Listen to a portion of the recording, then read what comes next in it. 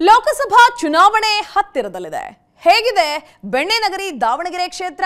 4 ಬಾರಿ ಗೆದ್ದ ಸಂಸದ ಸಿದ್ದೇಶ್ವರ್ ಅಭಿವೃದ್ಧಿ ಮಾಡಿದ್ರ? ಬರೀ ದೆಹಲಿಗಷ್ಟೇ ಮೀಸಲಾದ್ರ? ಪಾರ್ಲಿಮೆಂಟ್ನಲ್ಲಿ ರಾಜ್ಯದ ಪರ ಧ್ವನಿ ಎತ್ತಿದ್ರ? ದಾವಣಗೆರೆಗೆ ತಂದ ಯೋಜನೆಗಳೇನು? ಯಾರ ಪರ ಇದೆ ಕ್ಷೇತ್ರದ ಜನರ ಒಲವು? ಯಾರಿಗೆ ದಕ್ಕಲಿದೆ ಈ ಬಾರಿ ಗೆಲುವು? ಕರ್ನಾಟಕದ ಮ್ಯಾಂಚೆಸ್ಟರ್ ದಾವಣಗೆರೆ ಲೋಕಸಭಾ ಕ್ಷೇತ್ರದ ಕಂಪ್ಲೀಟ್ ರಿಪೋರ್ಟ್ ಇಲ್ಲಿದೆ ಇವತ್ತಿನ ಲೋಕಸಭಾ ಜಿದ್ದಾಜಿದ್ದಿ ವಿಶೇಷದಲ್ಲಿ. ನಾನು ಪ್ರತಿಭಾ ಪ್ರಕಾಶ್.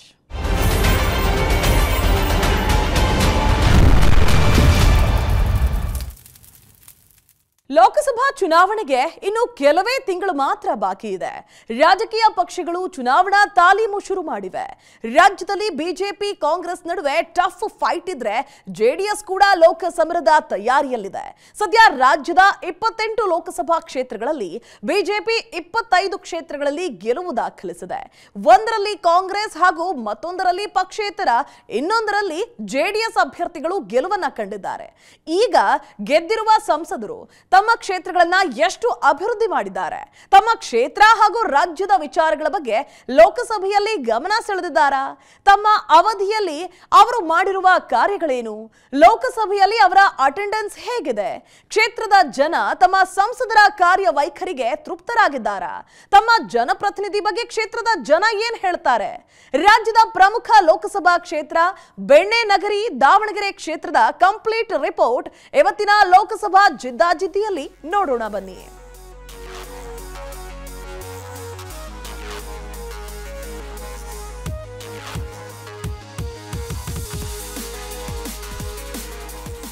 ಬಾಯಲ್ಲಿ ನೀರೂರಿಸುವ ಘಮಘಮಿಸುವ ಗರಿಗರಿ ಬೆಣ್ಣೆ ದೋಸೆ, ಸಂಜೆ ನಾಲಿಗೆ ಚಪಲ ತಣಿಸುವ ಮಿರ್ಚಿ ಮಂಡಕ್ಕಿ, ಅಪಾರ ಜಲರಾಶಿಯನ್ನು ಹೊಂದಿರುವ ಶಾಂತಿ ಸಾಗರ, ತುಂಗಭದ್ರೆಯ ಸ್ವಚ್ಛಂದ ಹರಿವು, ಮೆಕ್ಕೆಜೋಳ, ಕಡಲೆ, ಸೂರ್ಯಕಾಂತಿ, ಹತ್ತಿ ಸಮೃದ್ಧ ಬೆಳೆ, ಬೃಹತ್ತಾಗಿ ಎದ್ದು ನಿಂತು ಬೇಡಿ ಬರುವವರ ಜ್ಞಾನದಾಹ ತಣಿಸುತ್ತಿರುವ ಶಿಕ್ಷಣ ಸಂಸ್ಥೆಗಳು.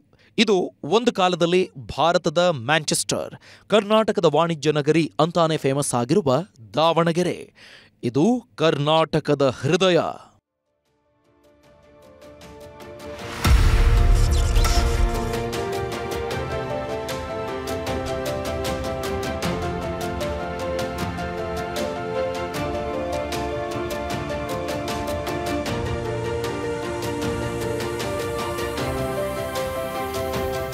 ದಾವಣಗೆರೆ ಮೊದಲಿಗೆ ರಾಜ್ಯದಲ್ಲಿ ಜವಳಿ ಉದ್ಯಮಕ್ಕೆ ಅತ್ಯಂತ ಜನಪ್ರಿಯವಾದ ನಾಡು. ಇಲ್ಲಿನ ಕಾಟನ್ ಮಿಲ್ಸ್ ಬಹಳ ಪುರಾತನವಾದವು. ದಾವಣಗೆರೆಯ ಮೊದಲಿನ ಹೆಸರು ದೇವನಗರಿ ಅಂತ. ಕಾಲಕ್ರಮೇಣ ಈ ದೇವನಗರಿಯೇ ದಾವಣಗೆರೆ ಅಂತಾಯ್ತು. ಇದು ಮಧ್ಯ ಕರ್ನಾಟಕದ ಪ್ರಮುಖ ವ್ಯಾಪಾರ ಸ್ಥಳವಾಗಿದ್ದು, ಇಲ್ಲಿ ಹತ್ತಿ, ಮೆಕ್ಕೆಜೋಳ, ಕಡಲೆ, ಸೂರ್ಯಕಾಂತಿ, ಜೋಳ, ಭತ್ತ ಮತ್ತು ಇತರ ಪ್ರಮುಖ ವಾಣಿಜ್ಯ ಬೆಳೆಗಳನ್ನು ಬೆಳೀತಾರೆ. ಕರ್ನಾಟಕದ ಇತರ ಜಿಲ್ಲೆಗಳಿಂದಲೂ ತಂದು ಮಾರುವ ಮಾರುಕಟ್ಟೆ ಇಲ್ಲಿದೆ.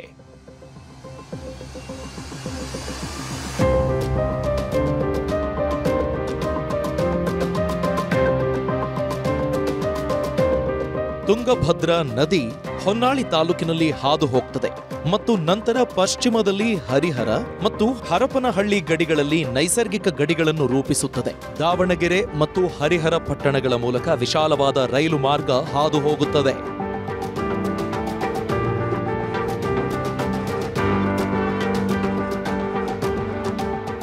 ದಾವಣಗೆರೆ ಮಧ್ಯ ಕರ್ನಾಟಕದ ಕೇಂದ್ರ ಬಿಂದು. ರಾಜ್ಯ ರಾಜಕಾರಣದಲ್ಲಿ ಇದೊಂದು ಪ್ರಮುಖ ಶಕ್ತಿ ಕೇಂದ್ರ.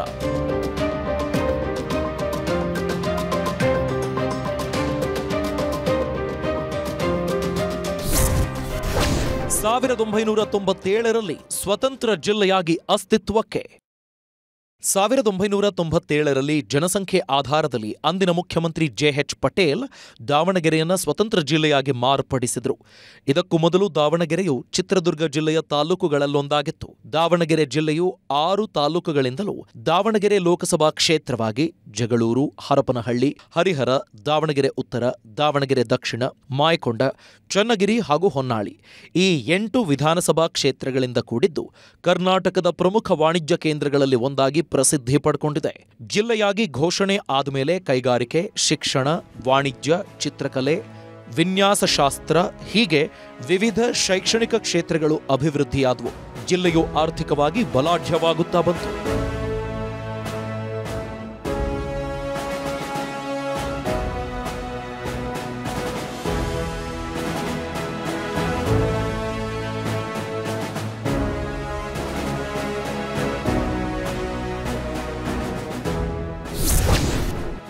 ಸಾವಿರದ 1984, 1989, 1991 ಕಾಂಗ್ರೆಸ್ ಪಾರುಪತ್ಯ. ಕುರುಬ ಸಮಾಜದ ಚೆನ್ನಯ್ಯ ಒಡೆಯರ್ ಹ್ಯಾಟ್ರಿಕ್ ಗೆಲುವು. ದಾವಣಗೆರೆ ಲೋಕಸಭಾ ಕ್ಷೇತ್ರ ಚಿತ್ರದುರ್ಗ ಜೊತೆ ಸೇರಿದ್ದಾಗ ಕ್ಷೇತ್ರದಲ್ಲಿ ಕುರುಬ ಸಮುದಾಯದ ಪ್ರಾಬಲ್ಯ ಹೆಚ್ಚಿತ್ತು. ಹೀಗಾಗಿ 1984, 1989, 1991 ಲೋಕಸಭಾ ಚುನಾವಣೆಯಲ್ಲಿ ಕುರುಬ ಸಮುದಾಯದ ಪ್ರಭಾವಿ ಮುಖಂಡ ಚೆನ್ನಯ್ಯ ಒಡೆಯರ್ ಕಾಂಗ್ರೆಸ್ನಿಂದ ಸ್ಪರ್ಧಿಸಿ ಹ್ಯಾಟ್ರಿಕ್ ಗೆಲುವು ದಾಖಲಿಸಿ ಇತಿಹಾಸ ಬರೆದಿದ್ದರು.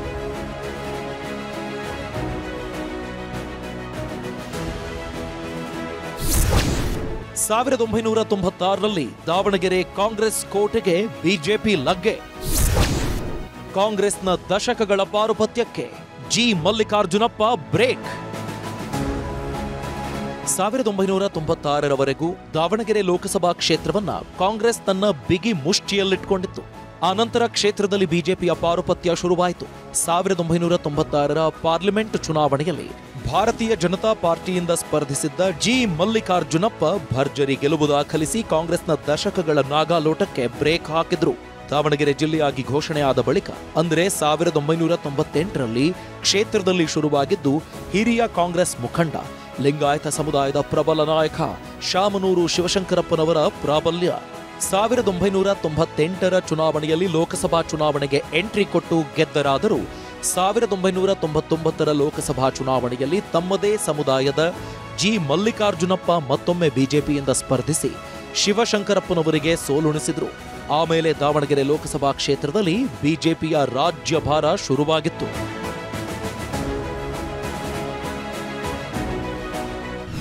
ಇದು ಮೊದಲಿನಿಂದಲೂ ಕಾಂಗ್ರೆಸ್ನ ಭದ್ರಕೋಟೆಯಾಗಿತ್ತು.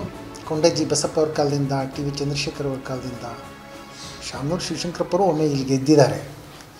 ಚೆನ್ನಯ್ಯ ಒಡೆಯವರು ಸತತವಾಗಿ 3 ಬಾರಿ 1984ರಿಂದ ಅವರು ಗೆದ್ದಿದ್ದಾರೆ, 3 ಬಾರಿ. ಸೊ ಅಂಥ ಒಂದು ಬಿ ಜೆ ಪಿಯ ಕಾಂಗ್ರೆಸ್ಸಿನ ಭದ್ರಾ ಕೋಟೆಯನ್ನು ಭೇದಿಸಿದವರು ಭೀಮಸಮುದ್ರದವರು, ಬಿ ಜೆ ಪಿಯ ಭೀಮಸಮುದ್ರದ ಮಂಥನದವರು.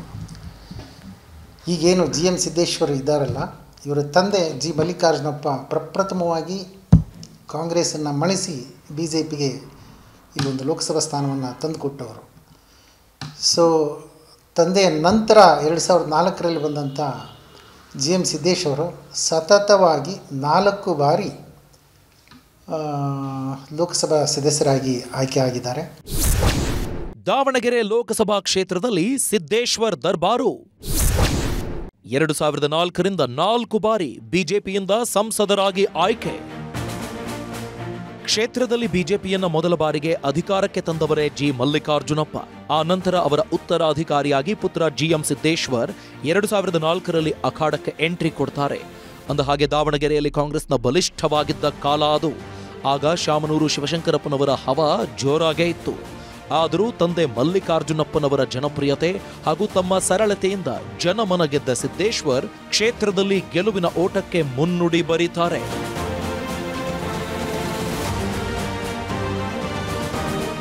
ನಮ್ಮ ದಾವಣಗೆರೆ ನಗರಕ್ಕೆ, ದಾವಣಗೆರೆ ಜಿಲ್ಲೆಗೆ, ಅವರ ಕ್ಷೇತ್ರ ವ್ಯಾಪ್ತಿಯಲ್ಲಿ ಏನೇನು ಅನುದಾನ ಬೇಕು ಅಂತ ಪ್ರಧಾನಮಂತ್ರಿಗಳ ಮೇಲೆ ಒತ್ತಡ ಏರಿ ಅಲ್ಲಿ ಬೇಕಾದಂಥ ಎಲ್ಲ ಸಚಿವರುಗಳ ಆ ಇಲಾಖೆಗಳ ಸಚಿವರ ಮೇಲೆ ಒತ್ತಡ ಏರಿ ಅನುದಾನಗಳನ್ನು ತಂದು ಕಾಮಗಾರಿ ಮಾಡಿದಂಥವ್ರು ಯಾರು ಸಂಸದರಿದ್ದರೆ ದಾವಣಗೆರೆಯಲ್ಲಿ ಅದು ಲೋಕಸಭಾ ಸದಸ್ಯರಾದ ಜಿ ಎಂ ಸಿದ್ದೇಶ್ವರ್ ಅವರು.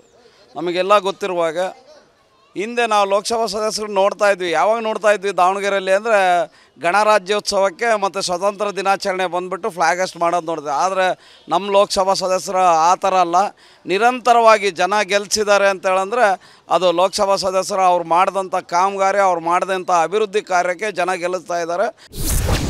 2004, 2009, 2014, 2019 ಬಿಜೆಪಿ ಭರ್ಜರಿ ಗೆಲುವು. ಎದುರಾಳಿಗಳ ಎಲ್ಲಾ ತಂತ್ರಗಳಿಗೆ ಪ್ರತಿತಂತ್ರ ಹೆಣೆದು ಗೆದ್ದ ಜಿಎಂ ಸಿದ್ದೇಶ್ವರ್. 2004ರಿಂದ 2019ರವರೆಗೆ ನಡೆದ 4 ಪಾರ್ಲಿಮೆಂಟ್ ಚುನಾವಣೆಗಳಲ್ಲೂ ಜಿಎಂ ಸಿದ್ದೇಶ್ವರ್ ಗೆದ್ದು ಬೀಗಿದ್ದಾರೆ. ತಮ್ಮ ಗೆಲುವಿನ ನಾಗಾಲೋಟ ಕಟ್ಟಿಹಾಕಲು ಎದುರಾಳಿಗಳು ಎಷ್ಟೇ ಪ್ರಯತ್ನ ಪಟ್ಟರೂ ಅವರ ಎಲ್ಲ ತಂತ್ರಗಳಿಗೂ ಪ್ರತಿತಂತ್ರ ಹೆಣೆದ ಸಿದ್ದೇಶ್ವರ್ ಬಿಜೆಪಿಯಿಂದ ಸ್ಪರ್ಧಿಸಿ ಸತತ ಜಯಭೇರಿ ಬಾರಿಸಿದ್ರು. 1998ರಿಂದ ಇಲ್ಲಿಯವರೆಗೂ ದಾವಣಗೆರೆ ಲೋಕಸಭಾ ಕ್ಷೇತ್ರ ಅನ್ನೋದು ಶಾಮನೂರು ಶಿವಶಂಕರಪ್ಪ ಹಾಗೂ ಜಿ ಮಲ್ಲಿಕಾರ್ಜುನಪ್ಪ ಕುಟುಂಬಗಳ ನಡುವಿನ ನೇರ ಹಣಾಹಣಿ ನಡೆಯುವ ಕ್ಷೇತ್ರವಾಗಿ ಮಾರ್ಪಟ್ಟಿದೆ. ಕಾಂಗ್ರೆಸ್ ಹಿರಿಯ ಧುರೀಣ ಡಾಕ್ಟರ್ ಶಾಮನೂರು ಶಿವಶಂಕರಪ್ಪ ಪುತ್ರ ಎಸ್ ಮಲ್ಲಿಕಾರ್ಜುನ್ ಸಂಸದ ಜಿಎಂ ಸಿದ್ದೇಶ್ವರ್ ವಿರುದ್ಧ 3 ಬಾರಿ ಸ್ಪರ್ಧಿಸಿದ್ರು. ಅವರ ಪಾಲಿಗೆ ದಕ್ಕಿದ್ದು ಮಾತ್ರ ಸೋಲು ಸೋಲು ಸೋಲು.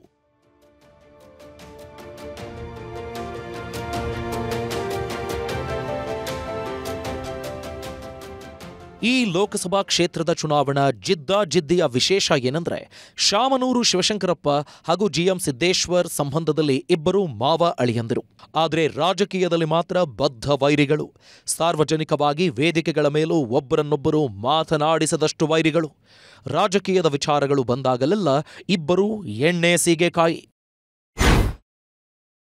ಬೆಣ್ಣೆನಗರಿ ದಾವಣಗೆರೆ ಆರ್ಥಿಕತೆ ಸದೃಢವಾಗಿದೆ.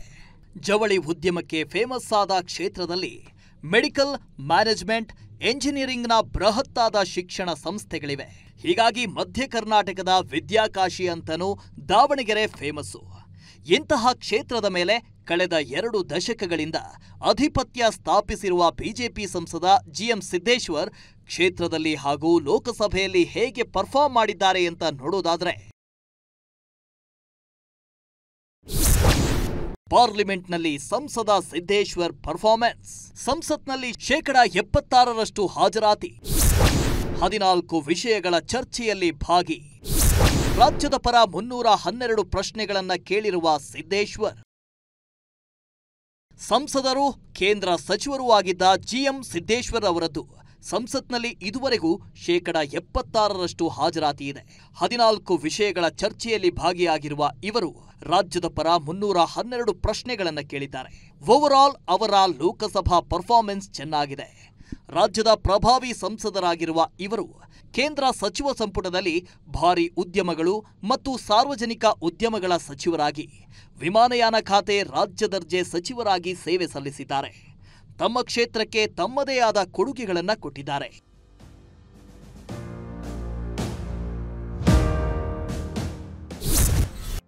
ಕೇಂದ್ರ ಸರ್ಕಾರ ದೇಶದ ಅಭಿವೃದ್ಧಿಗೆ ಹೊಸ ಟಚ್ ಕೊಡಲು ದೇಶಾದ್ಯಂತ ಹಲವು ಸ್ಮಾರ್ಟ್ ಸಿಟಿಗಳನ್ನು ಘೋಷಿಸಿತ್ತು. ಅದರಲ್ಲಿ ರಾಜ್ಯದ ದಾವಣಗೆರೆ ನಗರ ಕೂಡ ಆಯ್ಕೆಯಾಗಿದೆ. ದಾವಣಗೆರೆಯನ್ನ ಸ್ಮಾರ್ಟ್ ಸಿಟಿಯನ್ನಾಗಿಸಲು ಸಂಸದ ಜಿಎಂ ಸಿದ್ದೇಶ್ವರ್ ತಂದ ಅನುದಾನ ಬರೋಬ್ಬರಿ 1,072 ಕೋಟಿ ರೂಪಾಯಿ. ದಾವಣಗೆರೆಯ ಈ ಹಿಂದಿನ ಓಬಿರಾಯನ ಕಾಲದ ರೈಲ್ವೆ ನಿಲ್ದಾಣದ ಅಭಿವೃದ್ಧಿಗೆ ಅಂತಾನೆ 35 ಕೋಟಿ ರೂಪಾಯಿಗಳ ಅನುದಾನ ಮಂಜೂರು ಮಾಡಿಸಿದ್ದಾರೆ. ಉಳಿದಂತೆ ಹರಿಹರ ನಗರದ ನೂತನ ರೈಲ್ವೆ ಸ್ಟೇಷನ್ ನಿರ್ಮಾಣಕ್ಕೆ ಮಂಜೂರು ಮಾಡಿಸಿದ್ದು 25 ಕೋಟಿ ರೂಪಾಯಿಗಳನ್ನು. ಹರಿಹರ, ಅಮರಾವತಿ, ದಾವಣಗೆರೆ ಎಪಿಎಂಸಿಗಳ ಬಳಿ ಮೇಲ್ಸೇತುವೆ ಕಾಮಗಾರಿಗಳಿಗೆ 52 ಕೋಟಿ ರೂಪಾಯಿಗಳು ಮಂಜೂರು. ಚಿತ್ರದುರ್ಗ, ದಾವಣಗೆರೆ, ಹರಿಹರ ಮಾರ್ಗದ 6 ಪಥದ ರಸ್ತೆಗೆ ಕೇಂದ್ರ ಹೆದ್ದಾರಿ ಸಚಿವಾಲಯದಿಂದ 1200 ಕೋಟಿ ರೂಪಾಯಿಗಳನ್ನು ಮಂಜೂರು ಮಾಡಿಸಿದ್ದು ಕಾಮಗಾರಿ ಮುಗಿಯುವ ಹಂತದಲ್ಲಿದೆ. ಉಳಿದಂತೆ ಹೊನ್ನಾಳಿಯ ತುಂಗಾನಾಲ ಆಧುನೀಕರಣಕ್ಕೆ ಸಂಸದರು ಮಂಜೂರು ಮಾಡಿರೋದು 343 ಕೋಟಿ ರೂಪಾಯಿ ಹಾಗೂ ಚಿಕ್ಕಜಾಜೂರು, ದಾವಣಗೆರೆ, ಹುಬ್ಬಳ್ಳಿ ರೈಲ್ವೆ ನಿಲ್ದಾಣದ ಡಬ್ಲಿಂಗ್ ಕಾಮಗಾರಿಗೆ 1,141 ಕೋಟಿ ರೂಪಾಯಿ ಮಂಜೂರು ಮಾಡಿದ್ದು ಕಾಮಗಾರಿಯೂ ಮುಗಿದಿದೆ.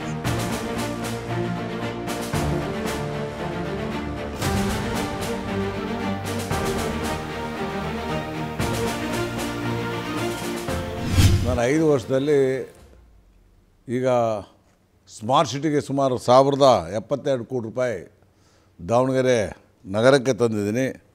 ಮತ್ತು ದಾವಣಗೆರೆಯಲ್ಲಿ ರೈಲ್ವೆ ಸ್ಟೇಷನ್ನು ಹೊಸದಾಗಿ ಮಾಡಲಿಕ್ಕೆ 20 ಕೋಟಿ ಮತ್ತು ಅದನ್ನು ಸ್ಟೇಷನ್ ಪ್ಲ್ಯಾಟ್ಫಾರ್ಮ್ ಮಾಡೋಕ್ಕೆ 15 ಕೋಟಿ, ಒಟ್ಟು 35 ಕೋಟಿ ರೂಪಾಯಿಗಳನ್ನು ಈಗಾಗಲೇ ರೈಲ್ವೆ ಸ್ಟೇಷನ್ಗೆ ತಂದಿದ್ದೀನಿ. ಹರಿಹರ ನಗರದ ರೈಲ್ವೆ ಸ್ಟೇಷನ್ ಹೊಸದಾಗಿ ನಿರ್ಮಾಣ ಮಾಡಲಿಕ್ಕೂ ಕೂಡ 25 ಕೋಟಿ ರೂಪಾಯಿ ತಂದಿದ್ದೀನಿ. ಈಗಾಗಲೇ ಶಂಕುಸ್ಥಾಪನೆ ಆಗಿದೆ. ಹರಿಹರ, ಅಮರಾವತಿ ಮತ್ತು ದಾವಣಗೆರೆ ಎಪಿಎಂಸಿ ಬಳಿ 52 ಕೋಟಿ ರೂಪಾಯಿಗಳ ವೆಚ್ಚದಲ್ಲಿ ಮೇಲ್ಸೇತುವೆ ಕೂಡ ನಿರ್ಮಾಣ ಮಾಡಿದ್ವಿ. ಚಿತ್ರದುರ್ಗದಿಂದ ಹರಿಹರ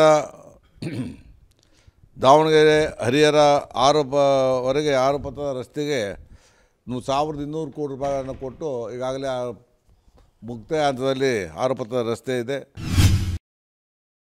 ಇನ್ನು ಸ್ಮಾರ್ಟ್ ಸಿಟಿ ಯೋಜನೆ ಕಾಮಗಾರಿ ವಿಚಾರದಲ್ಲಿ ಇಂದಿಗೂ ಸಚಿವ ಎಸ್ ಮಲ್ಲಿಕಾರ್ಜುನ್ ಹಾಗೂ ಸಂಸದ ಜಿಎಂ ಸಿದ್ದೇಶ್ವರ್ ನಡುವೆ ಆರೋಪ ಪ್ರತ್ಯಾರೋಪಗಳು ನಡೀತಲೇ ಇದೆ. 4 ಬಾರಿ ಗೆದ್ದರೂ ದಾವಣಗೆರೆ ಜಿಲ್ಲೆಯಲ್ಲಿ ನೆನಪಿಗೆ ಉಳಿಯುವಂತಹ ಕೆಲಸ ಮಾಡಿರೋದು ಕಡಿಮೆ ಅನ್ನೋ ಆರೋಪಗಳಿವೆ. ಹಾಗೆ ಈ ಲೋಕಸಭೆ 8 ವಿಧಾನಸಭೆ ಕ್ಷೇತ್ರಗಳನ್ನು ಹೊಂದಿದ್ದರೂ ಜಿಎಂ ಸಿದ್ದೇಶ್ವರ್ ಕೇವಲ ದಾವಣಗೆರೆ ನಗರಕ್ಕೆ ಸೀಮಿತವಾಗಿದ್ದಾರಂತೆ. 2023ರ ವಿಧಾನಸಭಾ ಚುನಾವಣೆಯಲ್ಲಿ 8 ವಿಧಾನಸಭಾ ಕ್ಷೇತ್ರಗಳ ಪೈಕಿ ಹೆಚ್ಚಿನ ಕ್ಷೇತ್ರಗಳನ್ನು ಗೆಲ್ಲಿಸಿಕೊಳ್ಳಲು ಸಂಸದ ಜಿಎಂ ಸಿದ್ದೇಶ್ವರ್ ಶ್ರಮ ವಹಿಸಿಲ್ವಂತೆ. ಇನ್ನು ಕ್ಷೇತ್ರಕ್ಕೆ ತಂದಿರುವ ಯೋಜನೆಗಳ ಬಗ್ಗೆಯೂ ಹಲವರು ಅಪಸ್ವರ ಎತ್ತಿದ್ದಾರೆ. ಇವತ್ತು ನಮ್ಮ ದಾವಣಗೆರೆ ಜಿಲ್ಲೆಯಲ್ಲಿ 20 ವರ್ಷದಿಂದ ಜಿಎಂ ಸಿದ್ದೇಶ್ವರ ಕುಟುಂಬ ಮತ್ತು ಜಿಎಂ ಸಿದ್ದೇಶ್ವರು BJP ಅಭ್ಯರ್ಥಿಯಾಗಿ ಗೆಲ್ಕೊಂತ ಬಂದಿದ್ದಾರೆ. ದಾವಣಗೆರೆ ಜಿಲ್ಲೆಯಲ್ಲಿ ಸಂಸದರಾಗಿ 20 ವರ್ಷದಲ್ಲಿ ದಾವಣಗೆರೆ ಜಿಲ್ಲೆಗೆ ಏನು ಕೊಡುಗೆ ಕೊಟ್ಟಿದ್ದಾರೆ ಅಂತ ಹೇಳ್ಬಿಟ್ಟು ಮೊದಲು ದಾವಣಗೆರೆ ಜನರು ತಿಳ್ಕೋಬೇಕು. ಒಂದು. ಎರಡನೇದು, ಇವತ್ತು ನಮ್ಮ ದಾವಣಗೆರೆ ಅಂಡರ್ ಬ್ರಿಡ್ಜನ್ನು ಮಾಡಿದರು, ಸೊಳ್ಳಂಬಳ್ಳ ಮಾಡಿ ಅದನ್ನು ಇವತ್ತು ಜನ ಚೀತು ಅನ್ನೋ ಲೆಕ್ಕಕ್ಕೆ ಬೈದರು. ಅಲ್ಲಿ DCM ಟೌನ್ಶಿಪ್ ಹತ್ರ. ಈಗ ಇದು ಆದರೂ ಅಶೋಕ ಟ್ಯಾಕಿಸಿಂದು ಮಾಡಿದರು, ಅದನ್ನು ಜನ ಇವತ್ತಿಗೂ ಚೀತು ಅಂತ ಬೈತಿದ್ದಾರೆ ದಾವಣಗೆರೆ ಜಿಲ್ಲೆ ಜನರು. ಹೀಗೆ ಈ ಕ್ಷೇತ್ರದ ಸಂಸದರ ವಿರುದ್ಧ ಅಪಸ್ವರ ಕೇಳಿ ಬರ್ತಿದೆ. ಇನ್ನು ಸಿದ್ದೇಶ್ವರ್ಗೆ ಈಗಾಗಲೇ ವಯಸ್ಸು 70 ದಾಟಿದೆ. ಜನ ಹೊಸ ಮುಖವನ್ನ ಬಯಸ್ತಿದ್ದಾರೆ ಅನ್ನೋ ಮಾತುಗಳು ಕೇಳಿ ಬರ್ತಿದೆ.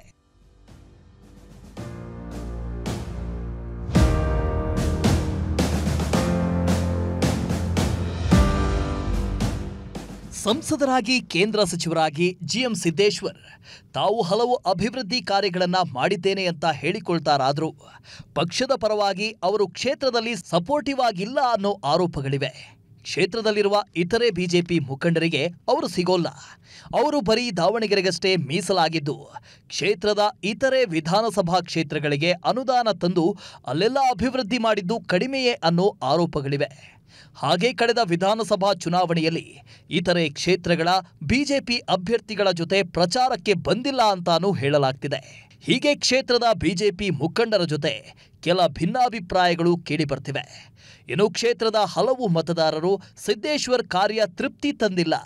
ಮೋದಿ ಮ್ಯಾಜಿಕ್ ನಿಂದಷ್ಟೇ ಇತ್ತೀಚೆಗೆ ಅವರು ಗೆದ್ದಿದ್ದಾರೆ. ಈ ಬಾರಿ ಜನರ ಆಯ್ಕೆ ಬೇರೆಯಾಗಿರುತ್ತೆ ಅಂತಾರೆ. ಇನ್ನೇನು ಮೇ ತಿಂಗಳಿಗೆ ಚುನಾವಣೆಗಳು, ಲೋಕಸಭಾ ಚುನಾವಣೆ ಬರ್ತಿದೆ. ನಮ್ಮ ಈ ದಾವಣಗೆರೆ ಕ್ಷೇತ್ರದಲ್ಲಿ ಕಳೆದ 4 ಅವಧಿಯಲ್ಲಿ ಸತತವಾಗಿ ಅವ್ರು ಗೆಲ್ತಾ ಬಂದಿದ್ದಾರೆ. ಅದು ಹೆಂಗೆ ಗೆಲ್ಲಿಸ್ತಿದ್ದಾರೋ ನಮ್ಮ ಜನ ದೇವರಿಗೆ ಗೊತ್ತು. ಯಾಕಂದರೆ ಏನು ಅವ್ರು 4 ಅವಧಿಯಲ್ಲಿ ಯಾವುದು ಶಾಶ್ವತ ಕಾಮಗಾರಿಗಳು ದಾವಣಗೆರೆ ನಗರಕ್ಕೆ ಕೊಟ್ಟಿದ್ದಾರೋ, ದಾವಣಗೆರೆ ಜಿಲ್ಲೆಗೆ ಕೊಟ್ಟಿದ್ದಾರೋ ಗೊತ್ತಿಲ್ಲ. ಯಾಕಂದರೆ 20 ವರ್ಷದ ಅವಧಿಯಲ್ಲಿ ಅವರು ಏನಾದರೂ ಹೇಳ್ಕೊಳ್ಳೋಂಥ ಒಂದು ಕೆಲಸ ಮಾಡಿದ್ದಾರೆ ಅಂತ ತೋರಿಸ್ಬಿಡಲಿ. ಅವರು ಅಂಥವ್ರು ಒಂದು ಯಾವುದೋ ಒಂದು ಮ್ಯಾಜಿಕ್ ಅಂದರೆ ಈ ಮೋದಿ ಮ್ಯಾಜಿಕ್ ಮೇಲೆ ಗೆದ್ದಿರ್ಬೋದು ಅವರು. ಮೋಸ್ಟ್ಲಿ ಇದರಲ್ಲಿ ಗೆದ್ದಿರೋದು ಬಿಟ್ಟರೆ ಇನ್ಯಾವುದೂ ಇಲ್ಲ. ಕ್ಷೇತ್ರದಲ್ಲಿ 2 ಸಕ್ಕರೆ ಕಾರ್ಖಾನೆಗಳಿರೋದು ಬಿಟ್ಟರೆ ಹೆಚ್ಚಿನ ಕೈಗಾರಿಕೆಗಳು ಕ್ಷೇತ್ರಕ್ಕೆ ಕಾಲಿಟ್ಟಿಲ್ಲ.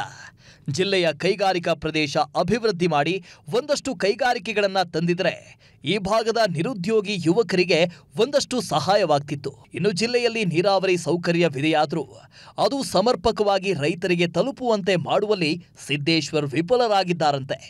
ಕೇಂದ್ರ ಸಚಿವರಾಗಿದ್ದರೂ ಕೂಡ ದಾವಣಗೆರೆಗೆ ಹೆಚ್ಚಿನ ಕೊಡುಗೆ ಕೊಡಲು ಸಾಧ್ಯವಾಗಿಲ್ಲ ಅಂತಾನೆ ಹೇಳ್ತಾರೆ.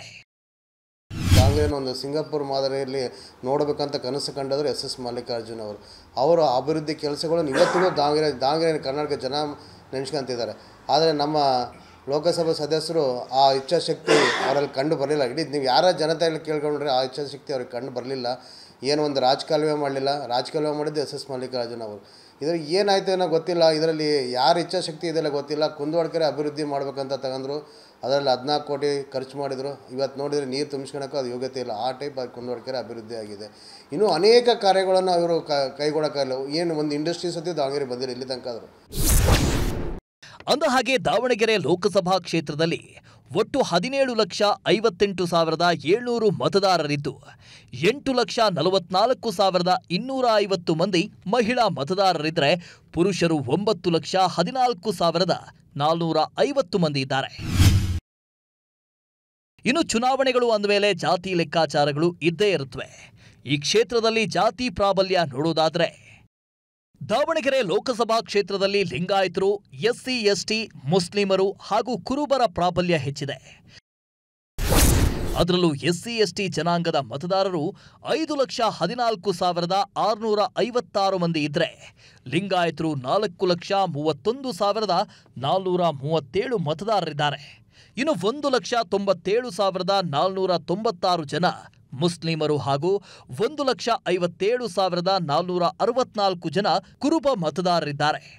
ಆದರೆ ರಾಜಕೀಯದಲ್ಲಿ ಮಾತ್ರ ಇದುವರೆಗೂ ಈ ಕ್ಷೇತ್ರದ ವ್ಯಾಪ್ತಿಯಲ್ಲಿ ಪ್ರಾಬಲ್ಯ ಸಾಧಿಸಿರೋದು ಲಿಂಗಾಯತರೇ. ಶಾಮನೂರು ಶಿವಶಂಕರಪ್ಪ ಮಗ ಮಲ್ಲಿಕಾರ್ಜುನ್ ಶಾಸಕರಾಗಿ ಸಚಿವರಾಗಿದ್ರೆ ಸಂಸದರಾದ ಸಿದ್ದೇಶ್ವರ್ ಕೂಡ ಲಿಂಗಾಯತ ಸಮುದಾಯದವರೇ. ಭಾರತೀಯ ಜನತಾ ಪಕ್ಷ ನಮ್ಮ ತಂದೆಗೆ 3 ಸಾರಿ ಕೊಟ್ಟಿದೆ, ನನಗೆ 4 ಸಾರಿ ಕೂಡ ಟಿಕೆಟ್ ಕೊಟ್ಟಿದೆ. ಒಟ್ಟು 6 ಬಾರಿ ನಾವು ಈ ಲೋಕಸಭೆಯಲ್ಲಿ ಗೆದ್ದಿದ್ದೀವಿ.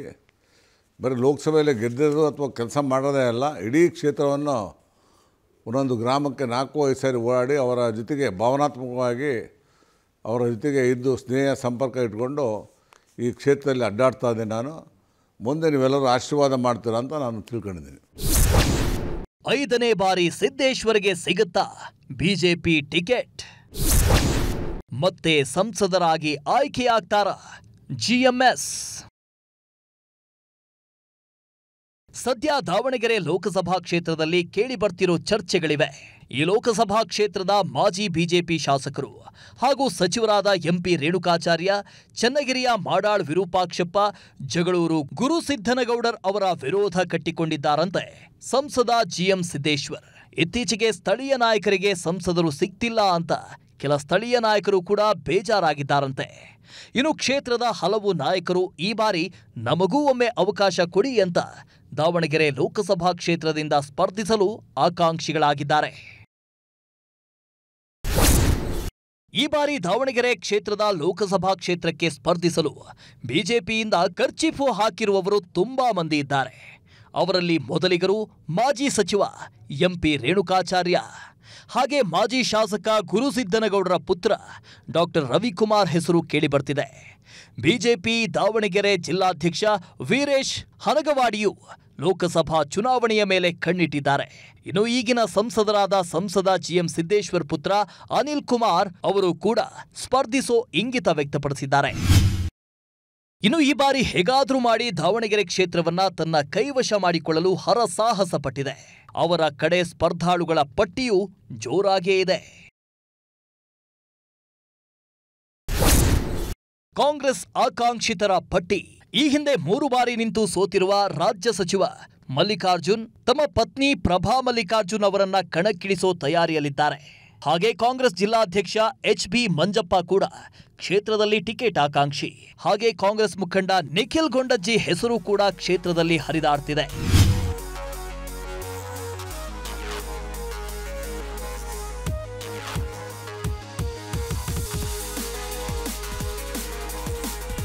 ಒಟ್ಟಾರೆ ರಾಜ್ಯದ ಪ್ರತಿಷ್ಠಿತ ಕ್ಷೇತ್ರವಾದ ದಾವಣಗೆರೆ ಲೋಕಸಭಾ ಚುನಾವಣೆ ಈ ಬಾರಿ ತೀವ್ರ ಜಿದ್ದಾಜಿದ್ದಿನಿಂದ ಕೂಡಿದ್ದು ಗೆಲುವು ಯಾರಿಗೆ ದಕ್ಕಲಿದೆ ಅನ್ನೋದು ಕುತೂಹಲ ಕೆರಳಿಸಿದೆ. ನೋಡಿದ್ರಲ್ಲ, ಇದಾಗಿತ್ತು ಇವತ್ತಿನ ದಾವಣಗೆರೆ ಕ್ಷೇತ್ರದ ಲೋಕಸಭಾ ಜಿದ್ದಾಜಿದ್ದಿ. ಮುಂದಿನ ವಾರ ರಾಜ್ಯದ ಮತ್ತೊಂದು ಪ್ರತಿಷ್ಠಿತ ಲೋಕಸಭಾ ಕ್ಷೇತ್ರದ ಮಾಹಿತಿ ಹೊತ್ತು ಬರ್ತೀವಿ. ಅಲ್ಲಿವರೆಗೂ ನೋಡ್ತಾ ಇರಿ ಅನುಕ್ಷಣದ ಸುದ್ದಿಗಳಿಗಾಗಿ ವಿಸ್ತಾರ ನ್ಯೂಸ್. ಇದು ನಿಖರ ಜನಪರ. ಪ್ರತಿ ಕ್ಷಣದ ಸುದ್ದಿಗಳಿಗಾಗಿ ವಿಸ್ತಾರ ನ್ಯೂಸ್ ಆಪ್ ಡೌನ್ಲೋಡ್ ಮಾಡಿ. ವಿಸ್ತಾರ ನ್ಯೂಸ್, ನಿಖರ ಜನಪರ.